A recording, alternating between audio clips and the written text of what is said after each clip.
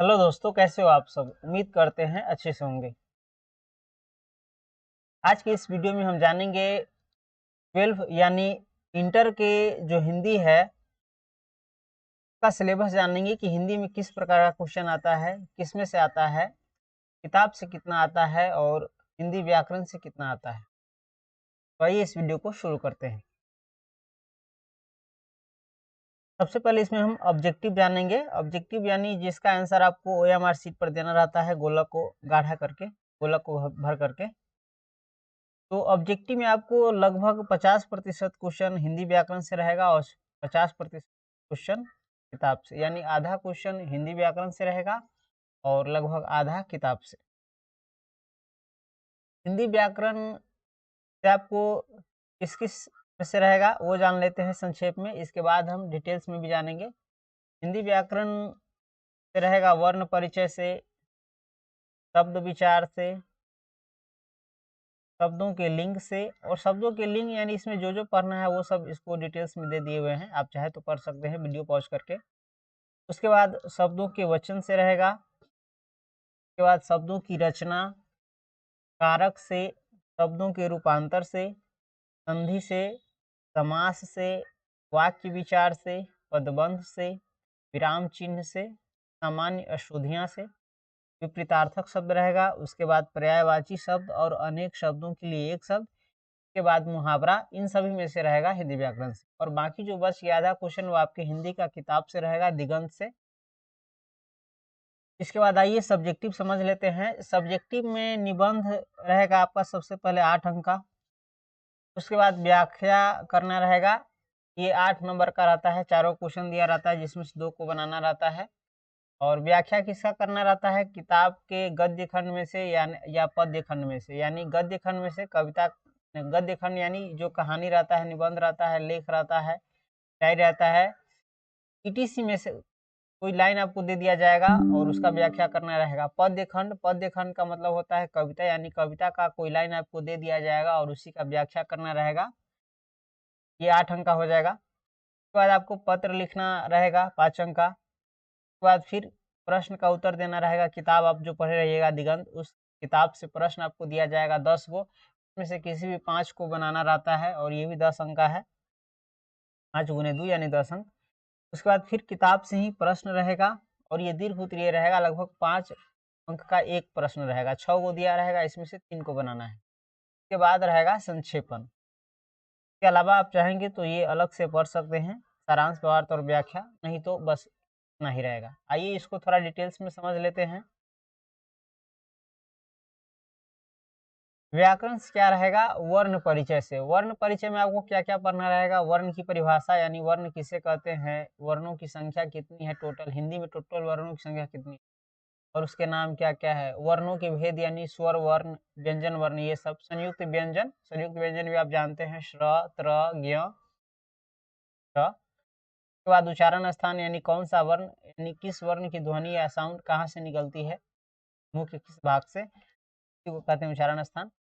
के बाद शब्द विचार में देखिए बहुत सारी चीज आ जाता है। शब्द विचार में आपको क्या पढ़ना रहेगा, सबसे पहले शब्द किसे कहते हैं, शब्द और पद में अंतर, शब्दों के भेद यानी शब्द कितने प्रकार के होते हैं, एगो उत्पत्ति की दृष्टि से, दूसरा बनावट या रचना की दृष्टि से, तीसरा रूपांतर की दृष्टि से। उसके बाद संज्ञा की परिभाषा, संज्ञा के भेद यानी संज्ञा के प्रकार, संज्ञा कितने प्रकार के होते हैं, संज्ञा कितने भेद होते हैं, ये सभी शब्द विचार में चलाता है। उसके बाद इसमें सर्वनाम पढ़ना रहेगा, सर्वनाम की परिभाषा, सर्वनाम का भेद, ईटीसी।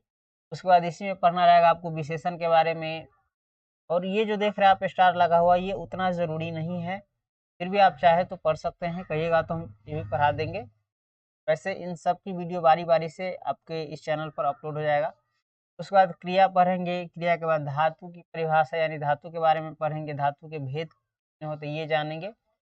और ये सब आप देख सकते हैं। इसमें काल भी हम पढ़ेंगे, काल को हिंदी में टेंस का, काल को इंग्लिश में टेंस कहा जाता है।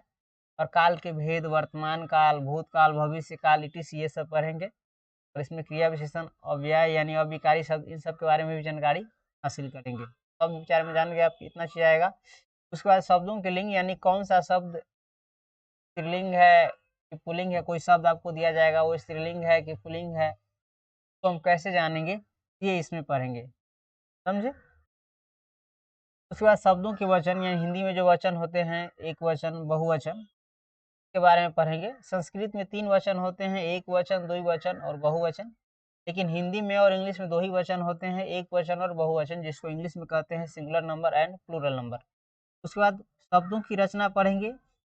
शब्दों की रचना में हम क्या-क्या पढ़ेंगे, उपसर्ग पढ़ेंगे, उपसर्ग के बारे में, उपसर्ग की परिभाषा पढ़ेंगे, प्रत्यय की परिभाषा पढ़ेंगे, ये सब पढ़ेंगे।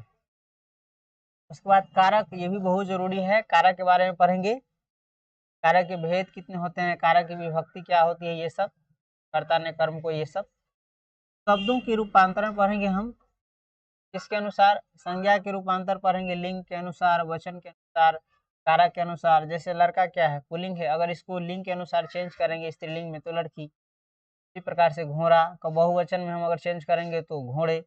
इस सब के अनुसार पढ़ेंगे हम शब्दों के रूपांतर। संधि, संधि कहते हैं किसी भी 2 शब्द को यदि आप मिला देते हैं या किसी मिला देते हैं तो उसको संधि कहा जाता है। तो भी हम डिटेल्स में पढ़ेंगे। संधि की परिभाषा, संधि के भेद, सामान्य नियम, स्वर संधि, व्यंजन संधि, विसर्ग संधि, ये सब जरूरी है, ये परीक्षा में सब आता है। हम आपको जो भी बताए हैं ऊपर पढ़ लीजिएगा तो आपके हिंदी की तैयारी अच्छे से हो जाएगी। उसके बाद समास पढ़ेंगे हम, समास के भेद पढ़ेंगे। वाक्य विचार में हम पढ़ेंगे कि वाक्य किसे कहते हैं और वाक्य कितने प्रकार के होते हैं, साधारण या सरल वाक्य, मिश्र वाक्य, संयुक्त वाक्य, ये सब पढ़ेंगे। उसके बाद पदबंध पढ़ेंगे। उसके बाद विराम चिन्ह, विराम माने होता है ठहरना या रुकना, यानी पढ़ते-पढ़ते कहाँ पर रुकना रहता है, कितना रुकना रहता है, उसी को कहते हैं विराम चिन्ह। और उसके लिए जो संकेत दिया जाता है, पढ़े होइएगा, पूर्ण विराम, अल्प विराम, अर्धविराम, ये सब, इन सब के बारे में पढ़ेंगे। उसके बाद सामान्य शुद्धियाँ, हम जो वर्ड लिखने में गलती करते हैं, इन सब के बारे में इसमें जानेंगे और वाक्यों की भी अशुद्धियाँ इसमें जानेंगे। जैसे हर्षिकार, दीर्घिकार गड़बड़ाने से क्या होता है, शब्द का अर्थ बदल जाता है। जैसे द हर्षिकार दी न, दिन बनता है। इस दिन का अर्थ होता है जैसे सोमवार, मंगलवार, बुधवार, ये दिन का नाम हुआ। अगर इसको हम दीर्घिकार कर देते हैं, द दीर्घिकार न, दिन, तो इस दिन का मतलब हो जाता है गरीब, दिन दुखिया। इसका प्रयोग गाँव के लोग अक्सर करते रहते हैं, आप सुनते होइएगा। हमारे गाँव में ऐसा प्रयोग होता रहता है, दिन दुखिया सब कहता रहता है। उसके बाद विपरीतार्थक शब्द पढ़ेंगे। विपरीतार्थक शब्द का अर्थ होता है उल्टा शब्द, समझे, जैसे रात का दिन, आग का पानी, ये सब। उसके बाद पर्यायवाची शब्द पढ़ेंगे। एक ही वस्तु का क्या-क्या वो नाम होता है या जिसका मतलब एक ही होता है, उसी को कहते हैं पर्यायवाची। उसके बाद अनेक शब्दों के लिए अनेक शब्द यानी 2, 3, 4 या 5 शब्द दे दिया जाएगा और उसके बदले में आपको एक शब्द लिखना रहेगा, एक शब्द में सबको कहना रहेगा, तो उसी को कहते हैं अनेक शब्दों के लिए एक शब्द, ये पढ़ेंगे। उसके बाद मुहावरा पढ़ेंगे और बाकी जो बच गया ऑब्जेक्टिव में हिंदी की किताब से पढ़ेंगे, दिगंत से। इसके बाद निबंध आप जान ही गए, बता दिए।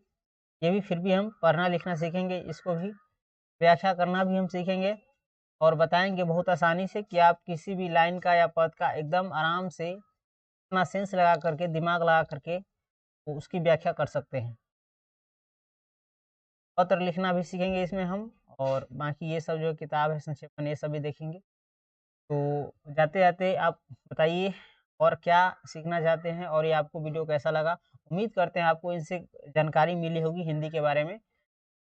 मिलते हैं फिर अगले वीडियो में, तब तक के लिए धन्यवाद। तब तक देखते रहिए, सीखते रहिए और आपका कोई कमेंट है, सलाह है, सुझाव है या कुछ जानना चाहते हैं, पूछना चाहते हैं तो भी कमेंट कर सकते हैं। हम अवश्य उस पे ध्यान देंगे।